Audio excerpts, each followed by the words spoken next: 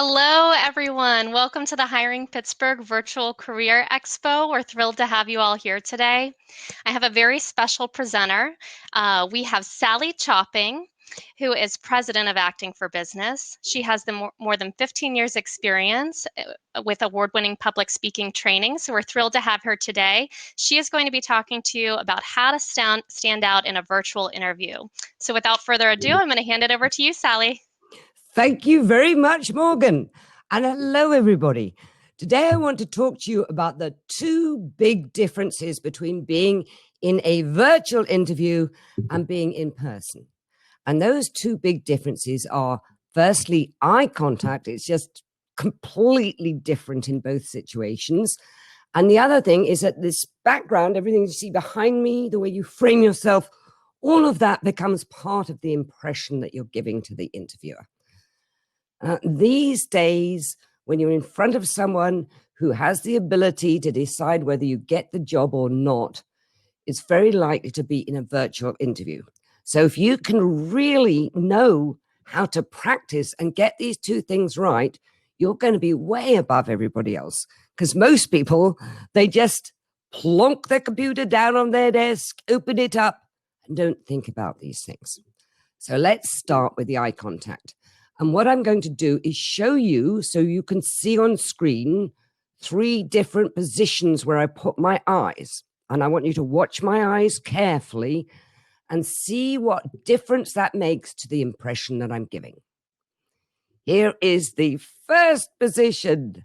And at the moment, what I'm looking at on my screen as I'm talking to you is the picture. Actually, it's a picture of me, but it would be where the picture of your interviewer might be, sort of about the midline. Depends on what program you're interviewing on, what platform, but it's likely that their image will be somewhere about the center line on your computer. Now, as you can see, I don't look as if my eyes are looking at you as you're watching me. Now, what I actually feel, or I'm looking at myself, is I feel like I'm making a great connection. I can see that I'm connected with the eyes of the person on the video that I'm looking at. Wow. I really feel, yeah, I'm making that connection. But I'm not, am I? Now I'm in position 2. Can you see the difference of the position 2? Right now, I'm looking just below the camera on my computer. Now, it's important for you to know that where I've placed my computer is I put it up on some books, and I got that camera exactly at eye level. And when I say exactly, I mean I've absolutely got that focus hole, the little eye of the camera, on exact same level as my eyes. But I'm looking just below there. And looking just below really makes a difference. Can you see how that if I look straight on, it looks a little bit more as if I'm actually looking at you. And now I'm in position 3. Position 3 is I'm staring actually at the camera lens. Can you see that I look as if I'm sort of staring just above your head, and I may be looking just a little bit crazy because of that? Now, a lot of places you go on the internet will tell you that the place to look when you're in an interview is straight into the lens of the camera. And this is it, straight into the lens of the camera when it is level with my eyes. You see how dropping it down makes a difference. I just dropped it down just then. So here's looking into the camera. Here's looking just below the camera. And here is looking at the center of the screen. Now, it's very tempting while you're in an interview to keep looking at actually the image of yourself, if that is showing on the thing. And you don't want to do that. So get these things right. Now, the best way to do this, and I'm going to go back to, so I'm just under the camera now. I've finished the demonstration. Just looking at under the camera, way to do it. What I do is I put one of those little peel off sticky things, little round one, just under the camera at what is my sweet spot, the place where where I look like I'm looking at you. Now, everybody, it may be slightly different. What you need to do is to practice by recording yourself while you are answering questions. And the important thing is to play it back and look to make sure that you've got that spot right. Because if you try and judge it by just what you look like on screen, it's not going to work. The camera sees something very different. It will take about 3 hours of practice to get used to this. You can't just put the spot there and then automatically do it. You have to get used to it. Now, obviously, you're not going to have to stare at the interviewer all the time. In a real interview, you wouldn't be staring at the person in the eyes all the time. But on the other hand, I'm going to drop my eyes back now to the center so you can see. If I look like this, as I was talking to someone with my eye contact like this in a real interview, wouldn't I look a little bit maybe evasive or as if something was wrong if I never made eye contact at all? So that's why when you're in an virtual interview, you need to occasionally make sure that you're giving the illusion of eye contact. Of course, no real eye contact can take place because you can't see their eyes, but it makes a big difference if they feel that you're looking at them, because then you can start getting some rapport going between you and the interviewer. So that's the eye contact. Now let's move on to the impression of all this stuff behind me. And at this point, I'd like to ask you, what sort of ketchup do you think I like? As you can see over here, I've got some Heinz ketchup. Now, the problem with my Heinz ketchup is that as I'm talking to you, it can be distracting because it's a noticeable thing that you may start looking at instead of me.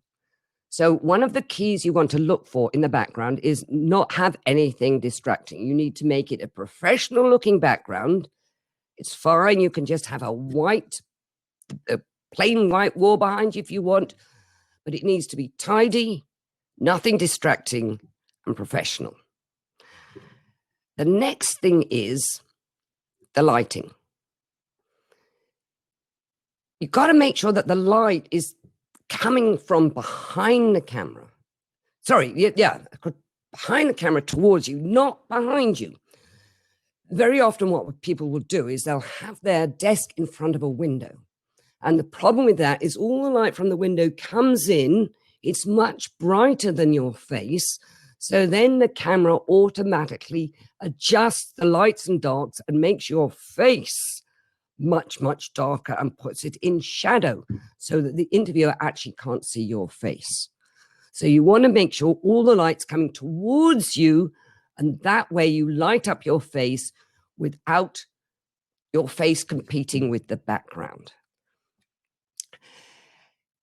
Going in front of a window and facing the window and having the light coming in actually is a very nice natural lighting. The trouble is you don't know if it's going to be thunderstorming when you have the interview. You don't know what the weather's going to be like. It's changeable. So if you're going to do that and use the window light, be very aware of the fact that light's different in the morning than it is in the afternoon. And when you test it out to see what it looks like, make sure you're ready to adjust.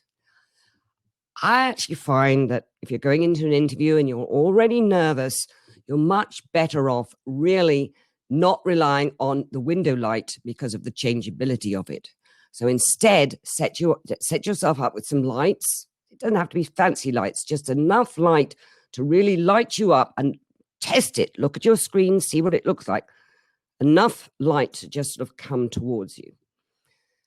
Now, another common problem is that when people are looking for somewhere to set up, they think about a bedroom or something like that where they've got a nice blank white wall. But in bedrooms and living rooms, very often the light is in the center of the room. You've got one light bulb, one sort of nice looking array of light in the very center.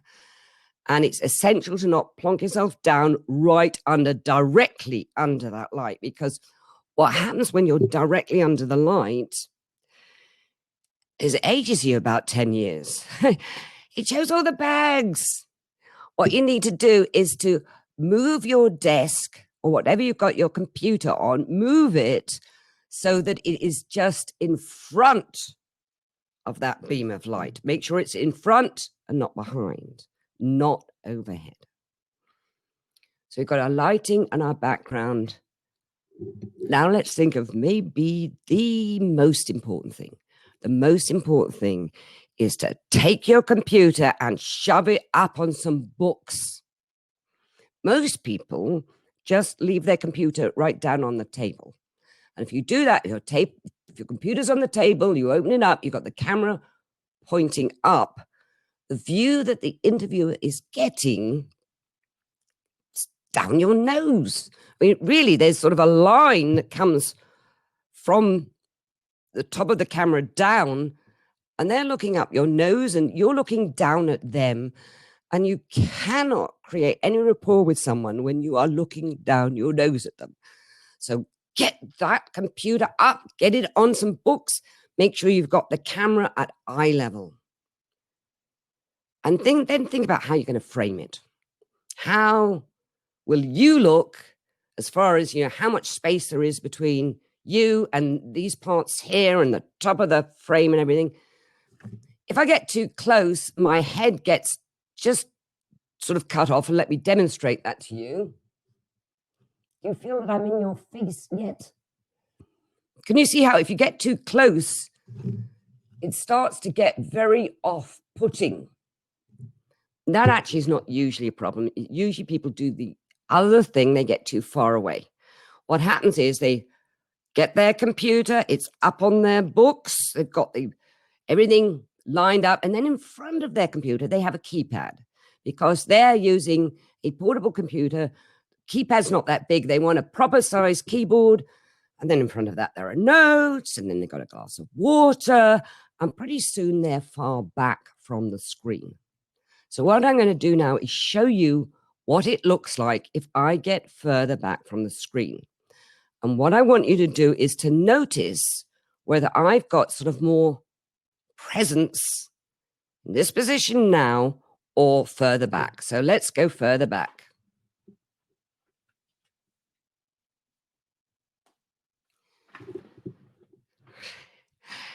Can you see how if you go further back, it actually diminishes you? I know I waved, and that might have made an improvement on being too far back, but it just makes you look less confident, smaller, more diminutive. Make sure that when you frame yourself, you've got yourself a nice proportion and at the right place. Test it out on your computer. And the important thing for all of this is that you really make sure that you practice answering some interview questions, record yourself, and play it back. Because when you play it back, you will see what the camera really sees and not what you see on the screen as you're practicing, which is very, very different. Now let's talk about what you need, what notes you will need to get comfortable before you start the interview. You're going to need some notes. You need to make sure those notes are close enough up to you, which actually is going to mean that you probably need to get that extra keyboard, that normal size keyboard, out of the way. Put it to one side so that all that's between you, you've got the screen and the little keyboard that goes with the screen, and it's up on the books. And then you have pencil and paper to take notes, not the keyboard, and you can get close enough up. You won't want to be using your keyboard because when you are typing, the interviewer can tell. And not only that, but on many computers, especially old ones like mine, when you are typing, it makes a noise. So you want to take notes with pencil and paper. You want to have some notes ready for yourself for reference. And here's what you're going to need. You need a list of all the questions you're going to ask the interviewer at the end when they say, do you have any questions? So you've got your list of questions. You will need 3 points you want to make about yourself during the interview. 3, not 4. If you're trying to make 4 points, you're really trying to get too much in. What are the 3 most important things you want to get across to the interviewer? Have a note of that. The other thing you're going to need is any prompts for when they ask you behavioral questions. Now, behavioral questions are when somebody says, tell me about a time when, or give me an example of when such and such. So, for example, it might be, tell me about a time when you had to deal with some rather nasty criticism. Except they wouldn't phrase it like that. They'd say, tell me about a time when you had to deal with criticism. So anyway, you need for that prompts. And I do mean prompts, not long written out things, just to remind you of what pieces of your experience you can use for answering those questions. And the other thing that you'll need in your notes is anything you have about the interviewer. You'll certainly need their name. Do you know anything about them? If you know anything about their children, their hobbies, etc., have that down there. And now let's pretend we're at the interview and you've got that terrible question that they begin with, tell me about yourself. When you answer that question, what you need to do is 2 things. Number 1, keep it brief. And number 2, make sure that you look natural. So I'm just going to wrap this up by giving you an example of interviewing the right way and the wrong way when somebody is answering the question, tell me about your greatest fault. Here is interviewer number 1. My greatest fault. One of the things I have noticed is that I'm not that good at speaking in front of a crowd. So what I'm doing is I'm going to Toastmasters. Toastmasters is a group where people practice their public speaking. I go there about once a week. I've been going for probably about 3 years now, and I'm finding it's making a huge improvement. Still got a long way to go, but I know I'm getting there and I'm going to keep improving. And interviewer number 2. My biggest fault. Well, one of the things is that I know that I'm very bad at public speaking. And one of the things I've been doing to improve that is I've been going to Toastmasters, which is a group that helps people get together and practice their public speaking. And I'm finding that's making a very big improvement. And I'm going there about once a week, and I think it's making a big difference.